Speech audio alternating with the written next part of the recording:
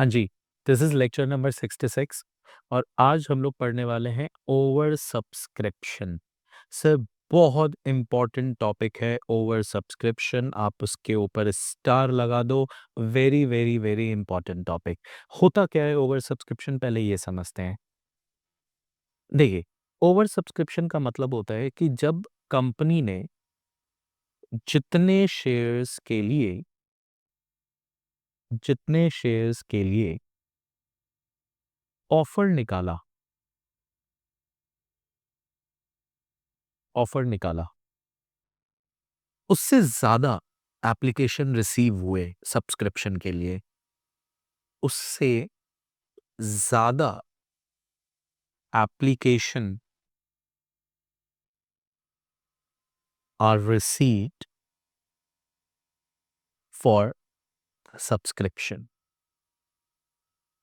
मतलब आपकी कंपनी बहुत स्ट्रांग है फाइनेंशियली, मैनेजमेंट बहुत स्ट्रांग है, गुडविल बहुत अच्छी है।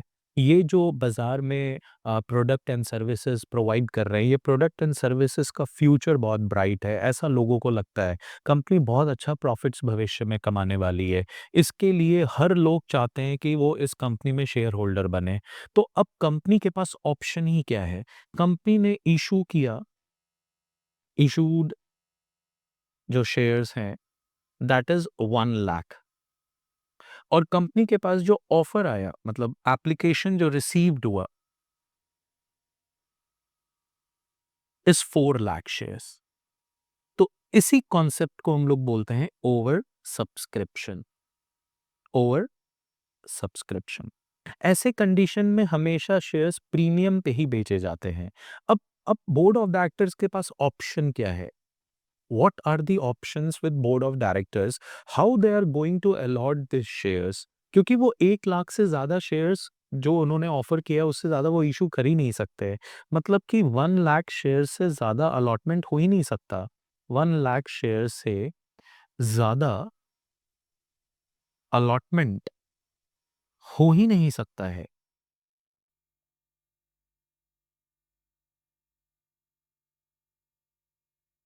अब ऐसे कंडीशन में बोर्ड ऑफ डायरेक्टर्स जो यूज करते हैं मेथड, उस मेथड को बोलते हैं pro rata basis. Pro rata basis मतलब प्रोपोर्शनेट बेसिस। Proportionate basis. इस कंडीशन में जो कंपनी है किसी को दुखी नहीं करना चाहती है। आपने जितने शेयर्स के लिए एप्लीकेशन दिया है, आपको उतने शेयर्स तो नहीं मिलेंगे, उससे कम शेयर्स आपको अलॉट किए जाएंगे। इसी को प्रो राटा बेसिस बोला जाता है। मतलब हर 4 शेयर जो किसी व्यक्ति ने अप्लाई करा होगा, for every 4 shares applied by an individual, company will allot only one share. This is the simple logic. Her 4 share के बदले कंपनी सिर्फ आपको कितने शेयर्स देगी? 1 शेयर देगी। तो सर यहाँ पे एक कंफ्यूजन है। What about the excess money? Excess money जो रिसीव हुई ऑन एप्लीकेशन, सर उसका क्या? हाँ जी, सही पकड़े हो सर। तो ये जो एक्सेस मनी रिसीव हुई है ना एप्लीकेशन पे, इसी की अकाउंटिंग जो है हमें यहाँ पे सीखनी है। इसी की अकाउंटिंग जो है हमें बेसिकली सीखनी है इन प्रो राटा बेसिस। तो सर एक्सेस मनी को लेके जो ट्रीटमेंट्स हमें समझाए गए हैं, एक्सेस मनी रिसीव्ड को लेके जो ट्रीटमेंट समझाए गए हैं वो 2 तरीके से है। बहुत इंपॉर्टेंट है बेटा, ध्यान से समझेंगे। कहता है पहला, if excess money received on application is less than the amount due on allotment। ये होती है पहली स्टोरी। आपको क्या करना पड़ेगा, आपको ये देखना होगा कि जो एक्सेस मनी हमारे को रिसीव हुई है, लेट्स से एग्जांपल कि 3 लाख रुपए के शेयर्स एक्सेस आए हमारे पास, एक्सेस एप्लीकेशन रिसीव हुआ और उस पे 2 रुपए के भाव से एप्लीकेशन मनी आई 6 लाख, और जो अलॉटमेंट पे अमाउंट मांगा जा रहा है, अलॉटमेंट पे जो अमाउंट मांगा जा रहा है वो 1 लाख अलॉटेड शेयर्स पे 7 रुपए के भाव से मांगा जा रहा है, दैट इज 7 लाख।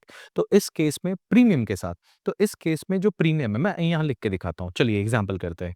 तो अलॉटेड जो करने हैं shares, allotted shares is 1 lakh, है ना, और अप्लाइड शेयर्स जो है, shares applied by the public is 3 lakh, ठीक है।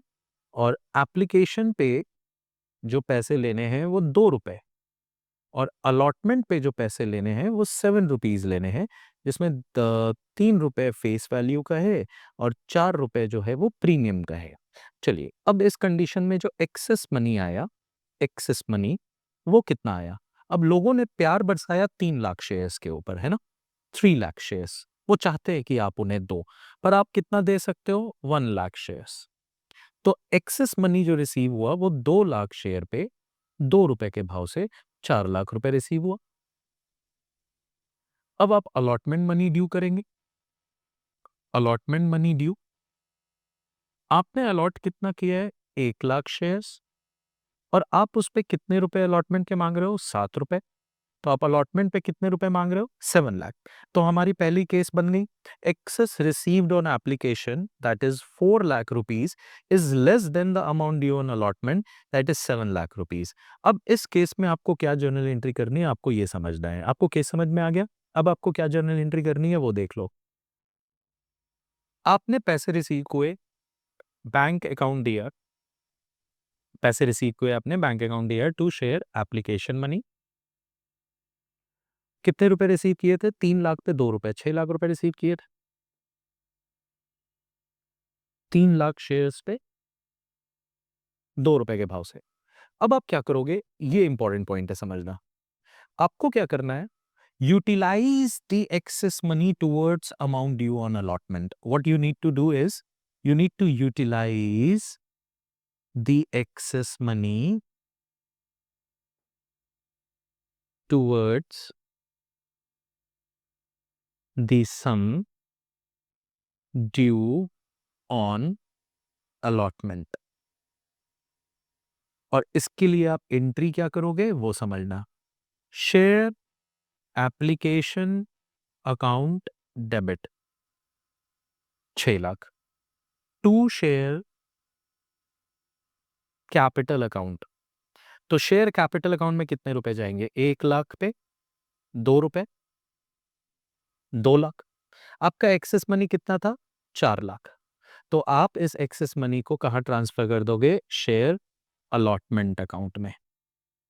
ओके, तो मतलब 4 लाख रुपए अलॉटमेंट पे एडजस्ट हो जाएंगे, और जब आप अलॉटमेंट मनी ड्यू करोगे, share allotment account debit to share capital account to security premium account, ये जब आप ड्यूज करोगे तो अलॉटमेंट पे कितना ड्यूज करोगे? 7 लाख, 1 लाख पे 7 रुपए, जिसमें से फेस वैल्यू के कितने थे? 3 लाख रुपए, और प्रीमियम के कितने थे? 4 लाख रुपए। यही था सिनेरियो। अब आपको जो पैसे लोगों से रिसीव होंगे वो सिर्फ और सिर्फ 3 लाख रुपए रिसीव होंगे।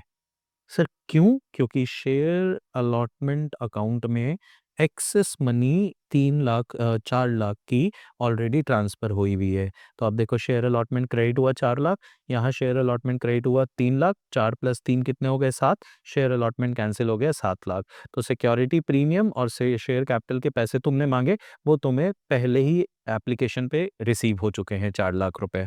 तो ये है पहला सिनेरियो। आई होप आपको समझ में आया होगा। मैं फिर से एक्सप्लेन कर देता हूँ। क्या केस है? If access money received on application is less than the amount due on allotment. मैंने एग्जांपल लेके बताया, अलॉटेड शेयर्स कितने हैं? 1 लाख, अप्लाई कितने थे? 3 लाख। एप्लीकेशन पे पैसे मांगे 2 रुपए, अलॉटमेंट पे मांगने हैं 7 रुपए।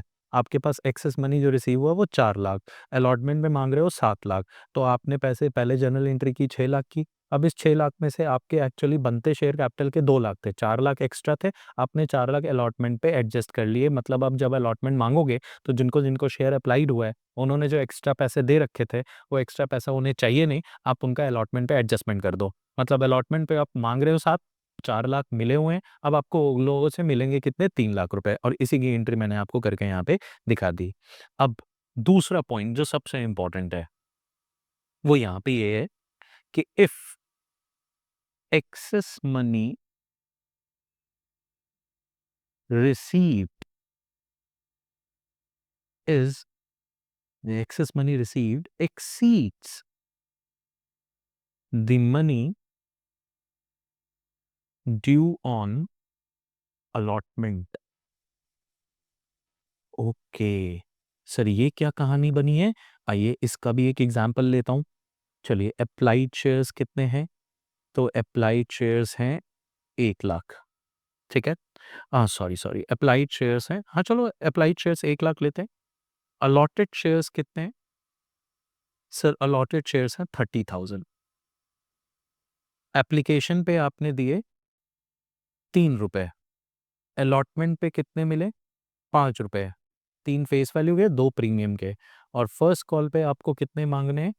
बैलेंस मांगने हैं, तो 4 रुपए। तो ये हो गया। अब आप निकालो एक्सेस मनी। चलो इस केस में हम लोग एक्सेस मनी निकालते हैं। एक्सेस मनी कैसे निकलेगी? सर 1 लाख शेयर्स जो हैं वो उसके चिट्ठियाँ आई आपको। आपने अलॉटमेंट का सोचा था कितना? 30,000 शेयर्स का। तो आपके पास कितने शेयर पे एक्स्ट्रा पैसे आए? 70,000 शेयर पे आपको 3 रुपए आए हैं, दैट इज़ 2,10,000 रुपए आए। अब आप अलॉटमेंट मनी जो ड्यू करोगे, अलॉटमेंट मनी ड्यू वो कितने शेयर्स पे करोगे? सर वो तो अलॉटेड शेयर्स पे करेंगे। 30,000 शेयर्स अलॉटेड थे और उस पे 5 रुपए माँगूँगा। कितने रुपए आ गए? 1,50,000। अब इस केस में मेरे को आप बताओ, क्या एक्सेस मनी जो रिसीव हुई है, क्या वो अलॉटमेंट के ड्यूज़ से ज़्यादा है? बिल्कुल ज़्यादा है। एक्सेस मनी कितनी है? 2,10,000। अलॉटमेंट पे ड्यूज़ कितना करना है? 1,50,000। तो अब ऐसे कंडीशन में आप किस तरीके से ट्रीटमेंट करोगे? तो सर यहाँ पे भी 2 सिनेरियो बनते हैं। Very important, very very important. पहला केस क्या बनता है वो समझिए। पहला केस बनता है कि क्वेश्चन जो है वो साइलेंट है। If question is silent on utilisation of excess money, ये हो गया पहला केस। दूसरा केस क्या बनता है? If question specifies to adjust it with allotment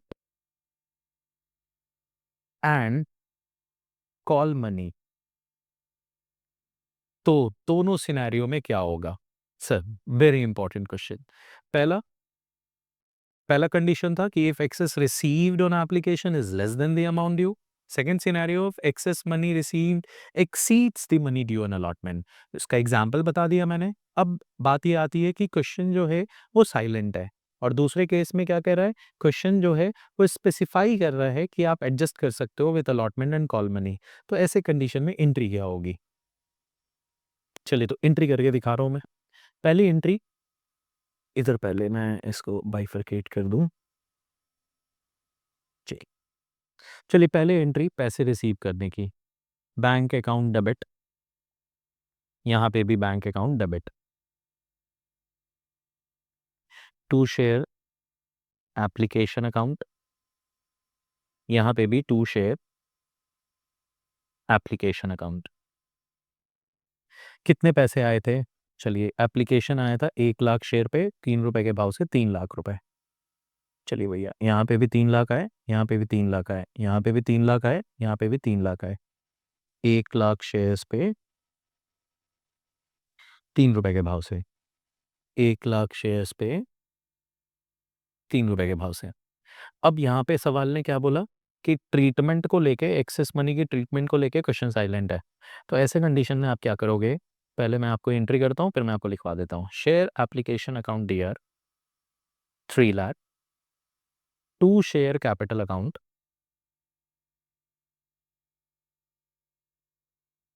अब शेयर कैपिटल अकाउंट में कितने शेयर अलॉट हुए हैं उतने ही जाएंगे। 30,000 अलॉट हुए, 3 रुपए के भाव से जाएंगे, तो 30,000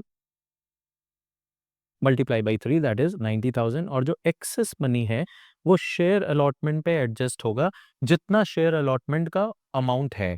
तो शेयर अलॉटमेंट का कितना है, 1,50,000 है, तो शेयर अलॉटमेंट में 1,50,000 एडजस्ट होगा। चलो मैं इसको अमाउंट का लिखता हूँ। ये एप्लीकेशन है 3 लाख का, शेयर कैपिटल में जाना है 90,000, अलॉटमेंट ड्यूज है 1,50,000। उसके बाद भी तो एक्सेस मनी बच रहा है ना हमारे पास। एक्सेस मनी कितना बच रहा था, 2,10,000। 2,10,000 में से अलॉटमेंट कितना एडजस्ट हो रहा है सर, 1,50,000। तो आपको उसके बाद जो एक्सेस मनी बच रहा है अलॉटमेंट एडजस्ट करने के बाद उसे रिटर्न करना होगा। तो बस यहाँ पे आप करोगे टू बैंक अकाउंट और रिमेनिंग 60,000 रुपीज़ आप रिटर्न कर दोगे। 2,10,000 का एक्सेस मनी था, 1,50,000 का अलॉटमेंट मनी ड्यूज था, तो आप इसको रिटर्न कर दोगे। ये इस क्वेश्चन में अगर स्पेसिफाइड नहीं है तो आपको ये ट्रीटमेंट करना होगा। तो क्या एंट्री हो जाएगी, सच एक्सेस मनी, यहाँ आप लिख लो such excess money after adjusting with allotment money should be returned, should be returned। मतलब आप allotment का एडजस्टमेंट करोगे, अलॉटमेंट का एडजस्टमेंट करोगे, पर कॉल्स तक ये बात नहीं जाएगी। कॉल्स के लिए क्वेश्चन स्पेसिफाइड होना चाहिए। अब सेम एंट्री करते हैं, अगर क्वेश्चन स्पेसिफाई करता है कि एक्सेस मनी जो अलॉटमेंट के बाद भी बच रहा है उसको कॉल्स तक लेके जाओ, तो ऐसे कंडीशन में शेयर एप्लीकेशन अकाउंट दिया, कितने पैसे रिसीव हुए थे बेटा, 3 लाख रुपए रिसीव हुए थे। टू शेयर कैपिटल अकाउंट, कितना अलॉटमेंट किया हमने, 30,000 शेयर अलॉटमेंट किया, पर शेयर पे 3 रुपए, दैट इज 90,000। शेयर अलॉटमेंट में कितना अमाउंट ड्यू है, तो सर 1,50,000 ड्यूज है। और बाकी के बचे को हम लोग लिखेंगे कॉल्स इन एडवांस अकाउंट। क्या लिखूंगा, calls in advance account, that is 60,000 shares. तो इस केस में ये वाली एंट्री होगी। अगर क्वेश्चन स्पेसिफाई करता है तो आप जो कॉल्स पे एडजस्टमेंट होने वाली है, जो कॉल्स पे एडजस्टमेंट होने वाली है उसको कॉल्स इन एडवांस के नाम से दिखाओगे, और जो शेयर अलॉटमेंट पे एडजस्ट होनी है उसे शेयर अलॉटमेंट के नाम से क्रेडिट करोगे। आई होप आपको पॉइंट समझ में आया होगा। मैं फिर से एक्सप्लेन कर देता हूँ। If excess money receive exceeds the money due in allotment, तो इस कंडीशन में दो बातें होती हैं। पहला, क्या एक्सेस मनी को लेके क्वेश्चन ने कुछ बोला है, अगर बोला है तो जो बोला है वो करेंगे, अगर नहीं बोला है तो अलॉटमेंट पे एडजस्ट करके बाकी रिमेनिंग पैसे वापस कर दिए जाएंगे, और अगर बोला है तो कॉल्स इन एडवांस को क्रेडिट करेंगे उतने अमाउंट से जितना अलॉटमेंट से ज़्यादा पैसा हमारे पास बच रहा है। तो आई होप यहाँ तक का पॉइंट आपको समझ में आया होगा। This is the entries for over subscription. इसके ऊपर नेक्स्ट वीडियो में हम लोग एक क्वेश्चन करेंगे और उसके बाद नए कॉन्सेप्ट्स के ऊपर चलेंगे, that is forfeiture and reissue of shares. Thank you so much for watching this video. मिलता हूँ आप लोगों से नेक्स्ट वीडियो में। Till then take care, bye bye.